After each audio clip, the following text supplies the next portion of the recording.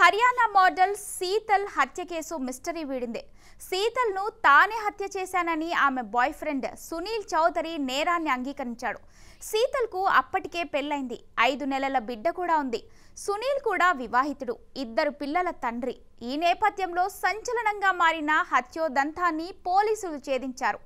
అయితే నిందితుడు శీతల్ను అనేక మార్లు కొట్టి పొడవడంతో చనిపోయినట్లుగా పోలీసులు తేల్చారు. మృతదేహాన్ని కారులో పెట్టి కాలువలోకి నెట్టేశాడని, రోడ్డు ప్రమాదంగా చిత్రీకరించేందుకు ప్రయత్నించాడని చెప్తున్నారు.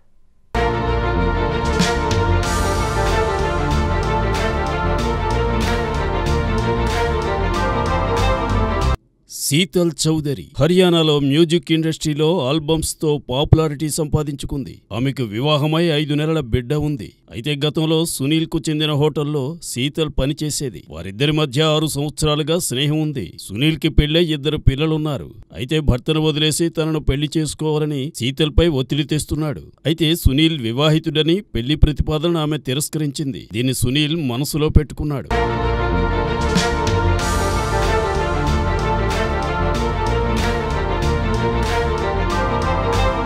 ఇక ఈ నెల 14న శీతల్ ఓ ఆల్బమ్ ఫోటో షూట్ కోసం పాన్పట్లోని ఓ గ్రామానికి వెళ్లారు. రాత్రి సమయంలో సునీల్ ముందస్తు సమాచారం ఏదీ లేకుండా అక్కడికి వెళ్లాడు. అతడి కారులో కూర్చుని ఇద్దరు కొంతసేపు మాట్లాడుకున్నారు. మద్యం సేవించారు. అనంతరం వారి మధ్య తీవ్ర వాగ్వాదం జరిగింది. దీంతో శీతల్ తన సోదరి నేహాకు ఫోన్ చేసి సునీల్ తనపై చేయి చేసుకున్న విషయాన్ని చెప్పింది. ఈలోపు కాల్ కట్ అయిపోయింది. నేహా మళ్లీ ప్రయత్నించినా శీతల్ ఫోన్ స్విచ్ ఆఫ్ అని వచ్చింది.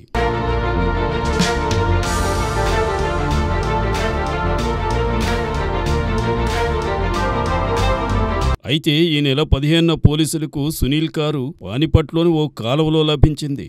ఈలోపు ఆసుపత్రికి చేరుకున్న సునీల్ తన కారు కాలువలో పడిపోయిందని తెలిపాడు. శీతల్ కారుతో పాటు నీట మునిగిపోయిందన్నాడు. తాను మాత్రం తప్పించుకోగలిగానని చెప్పాడు. ఆ మరుసటి రోజు శీతల్ మృతదేహం లభించింది. ఆమె గొంతుపై గాయం ఉన్నట్లు పోలీసులు గుర్తించారు. ఆమె ఒంటిపై ఉన్న టాటూల ఆధారంగా మృతదేహాన్ని గుర్తించారు. ఈ హత్యోదంతం స్థానికంగా పెను కలకలానికి దారితీసింది.